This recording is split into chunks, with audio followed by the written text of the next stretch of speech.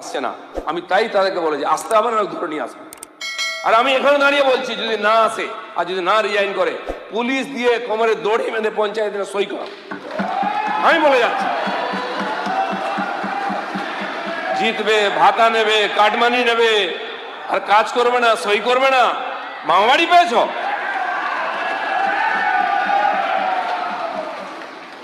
আমরা চাই মানুষের অধিকারকে সংরক্ষিত করতে। মানুষ ভোট দিয়ে জিতেছে, আপনাদের পঞ্চায়েতে দিয়েছে, আপনি জিতেছেন, আমাদেরকে বিধানসভায় দিয়ে আমরা জিতেছি। সেই জন্য সবার দায়িত্ব এই সমাজের যে 10.5 কোটি লোককে তাদের পরিষেবা দেওয়া। গণতন্ত্রের প্রথম কথা এটা। আপনি কি জিতেছেন, কোন পার্টি করেছে আমার দেখা দরকার নেই, রোজ পার্টি পাল্টা এখানে। কিন্তু জনতা কি দোষ করলো? কেন্দ্র সরকার এত বছর পরে এই বাংলাকে উন্নয়ন করার চেষ্টা করছে। গত 4 বছর ধরে এখানে নারেগাকে লাগু হয়নি, তার কারণ কোনো নিয়ম মানা হয়নি।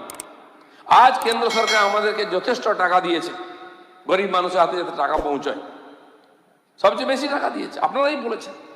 সেই টাকা আমরা চাই গরিব মানুষের হাতে যাক। জি রামজি যে নূতন প্রকল্প এসেছে তাতে কিছু আইনের পরিবর্তন হয়েছে, আমরা চাই সেই আইনটাও শেখাতে হবে পঞ্চায়েতের যারা সদস্য আছেন, প্রধান আছেন। আগামীকাল থেকে 4 দিনের জন্য আমরা প্রশিক্ষণ করছি। দিল্লি থেকে টিম আসছে, সেক্রেটারি আসতে চান, মিনিস্টার আসতে চান, শিবরাজজি।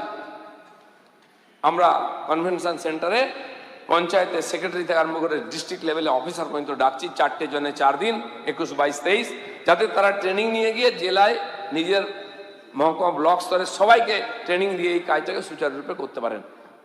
সারা ভারতবর্ষে কাজ শুরু হয়ে গেছে, 70, 80%, 90% ব্লকে শুরু হয়ে গেছে, পঞ্চায়েতে শুরু হয়ে গেছে। ওয়েস্ট বেঙ্গলে মাত্র 10-15% শুরু হয়েছে পঞ্চায়েতে। কেন হচ্ছে না? না প্রধান্য নেই। তার মানে আপনি চাইছেন এখানে কাজ না হোক আর এই সরকারের বদনাম হোক, এটা হতে দেবো না। তার জন্য যা করার আমি করব, সরকার আমাকে দায়িত্ব দিয়েছে। আর আপনি যদি দায়িত্ব মনে করেন আসুন পঞ্চায়েতে বসুন, সমস্যা হলে আমরা আছি। আমি বলেছি পুলিশ প্রোটেকশন দিয়ে নিয়ে আসুন। আমার সমস্ত এমএলএ-কে আমি বলেছি আপনারা যান, প্রধান যার হোক তাকে ডাকুন, বসান, তাকে দিয়ে কাজ করান। মাননীয় সমীর দা আমার কাছে এসেছিলেন, আমি আপনি সিনিয়র মেম্বার, ওখানে আমাদের কোনো পঞ্চায়েত নেই, আপনি সিনিয়র এমএলএ হিসেবে ডাকুন ওদেরকে, আমার পার্টির নেতাদেরকেও ডেকে পাঠান। গন্ডগোল করলে আমাকে বলুন কে কত বড় নেতা আছে, আমি দেখবো। পঞ্চায়েতের কাজ যেন না আটকায়, আপনি বসে কাজ করান। প্রত্যেকটি এমএলএ যারা আমার সঙ্গে দেখা করছে আমি প্রত্যেককে বলেছি আমরা কাজ চাই। নির্বাচন হয়ে গেছে, রাজনীতি শেষ, উন্নয়ন চাই। কিন্তু তারপরে যদি কেউ না আসে তার দায় কে নেবে? জনতাকে আমরা বঞ্চিত হতে দেবো না।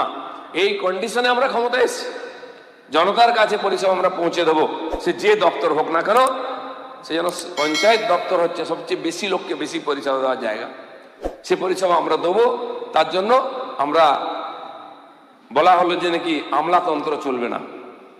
একমাত্র পশ্চিমবঙ্গ যেখানে পঞ্চায়েতি রাজের মধ্যে পঞ্চায়েতি প্রধানদেরকে বিল সই করার অধিকার দেওয়া হয়েছে, আর্থিক ক্ষমতা দেওয়া হয়েছে। ভারতবর্ষের কোথাও পঞ্চায়েত রাজের মধ্যে অধিকার নাই। তাই পশ্চিমবাংলায় পঞ্চায়েতের মধ্যে এত হিংসা, এত চুরি, এত মারামারি।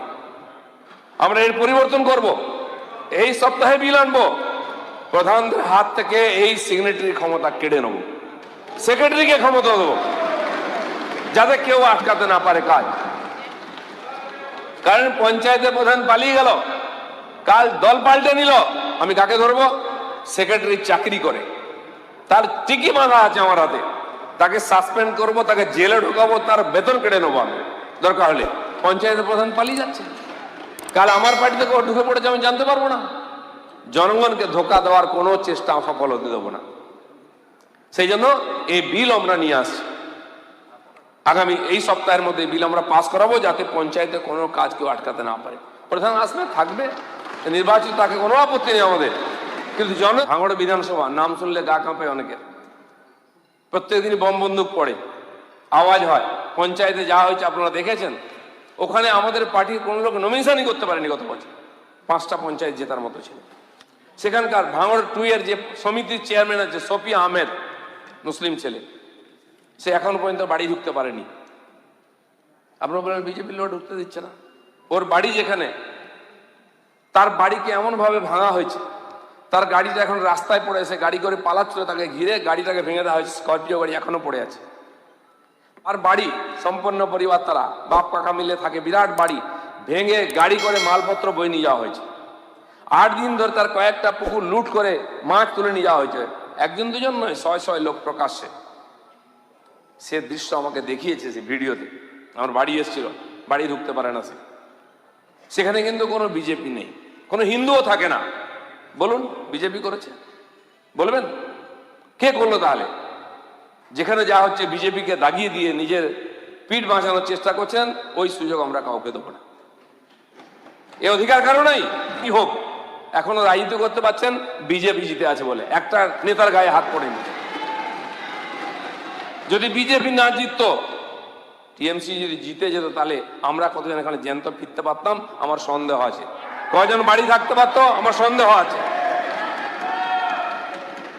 সেই জন্য নৈতিকতার কথা, সৌজন্যের কথা সবার মুখে মানায় না।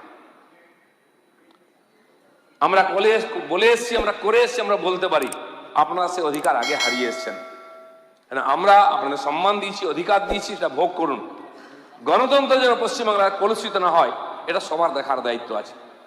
আমি পঞ্চায়েত মন্ত্রী, যারা পঞ্চায়েতকে লুট করে জিতেছেন, গণনা কেন্দ্র থেকে আমাদের লোকেদের মেরে বার করে দেওয়া হয়েছে। আমার পঞ্চায়েত সদস্য জিতেছে, তাকে সার্টিফিকেট না দিয়ে টিএমসি লোককে সার্টিফিকেট দিয়েছে। ভিডিও দাঁড়িয়ে থেকে আমি দেখেছি, হয়েছে কিনা? সেই সব লোকের আজকে নৈতিক অধিকার নাই পঞ্চায়েতে আসার, তাই আসছেন না। দ্বিতীয় একটা চক্রান্ত চলছে যে পঞ্চায়েতই একমাত্র ডেলিভার করে, পঞ্চায়েতের রেজাল্ট দেয়, সরকারের পারফরমেন্স দেখা যায়, তাই 51,000 কোটি টাকা দেওয়া হয়েছে। সেই পঞ্চায়েত যাতে না চলে, যাতে বিফল হয়, চক্রান্ত করে তাদের জেতা পঞ্চায়েতের লোকেরা 2610 জন প্রধান আমার কন্ট্রাক্টে যোগ দিয়েছিলেন, বিধায়করাও ছিলেন, শুনেছেন। আমি বলেছিলাম জনগণের কাছে আমরা দায়বদ্ধ। আমি বিধায়ক হতে পারি, মন্ত্রী হতে পারি, প্রধান হতে পারেন, জেলা পরিষদ হতে পারেন। মানুষ আমাদের ভোট দিয়েছে পরিষেবা পাওয়ার জন্য। একজন প্রধান যদি না থাকে, 24 ঘন্টার মধ্যে ডেথ সার্টিফিকেট না লিখলে সে মৃতদেহ জ্বালানো যায় না। আপনারাও জানেন গ্রামে এটা হয়। বার্থ সার্টিফিকেট চাই, ইনকাম সার্টিফিকেট চাই, রেসিডেন্সিয়াল সার্টিফিকেট চাই। উনি বলছেন যে সর্বোপরি একটা পঞ্চায়েত আজকে হচ্ছে সর্বসার্বভৌম, খুব ভালো কথা। তার পঞ্চায়েত যদি 3 মাস 4 মাস প্রধান যদি উপস্থিত না থাকে, তাহলে সাধারণ মানুষ কি পাবে? আমি বলেছিলাম জনগণ আপনাকে পরিষেবা চাই বলে আপনাকে জিতিয়েছে। আসলে ওনারা জেতেননি। ইলেকশনে আপনারা নমিনেশন করাতে গেছিলেন, পঞ্চায়েতে অভিজ্ঞতা আছে। গুন্ডা আর পুলিশ মিলে আমাদের মেরে বার করে দিচ্ছে, নমিনেশন করতে দেয়নি।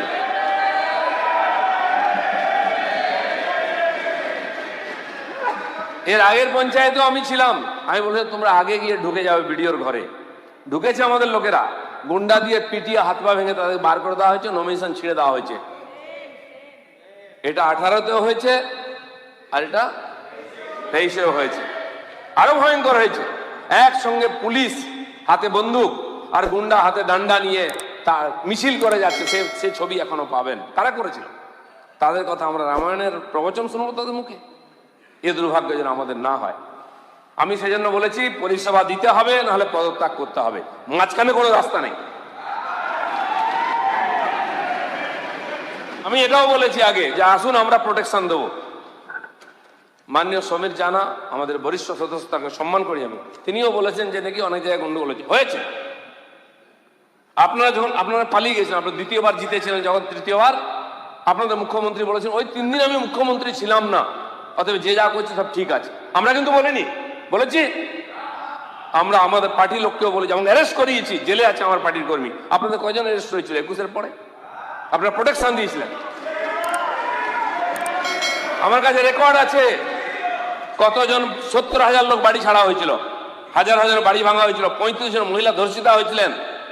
মহিলা কমিশনের মহিলারা এসেছিলেন তাদের সঙ্গে দেখা করতে, জঙ্গলে দেখা করেছিলেন, গিয়ে বলেছেন আসুন আপনি এফআইআর করুন, আমরা বিচার দেবো। ওনারা বলেছেন দেখুন ইজ্জত তো গেছে, প্রাণটা বেঁচে আছে, আমি যদি যাই আমার প্রাণটাও যাবে সম্মানের সঙ্গে। এই ঘটনার সাক্ষী আপনাদের হতে হয়নি? আমার মুখ্যমন্ত্রী এখানে দাঁড়িয়ে বলেছিলেন যদি কারোর সঙ্গে হয়ে থাকে আপনি তথ্য দিন, কিন্তু সে যেন 21-এর অপরাধী না হয়, তার সব দায়িত্ব আমরা নেবো, তার ক্ষতিপূরণ দেবো, দোষীকে সাজা দেবো। আপনারা কোনো লিস্ট পাঠাতে পারেননি। লিস্ট কি পাঠাবেন? ঘর সামলাতেই ব্যস্ত, কে কোথায় যাবে ঠিক করতে পারছেন না।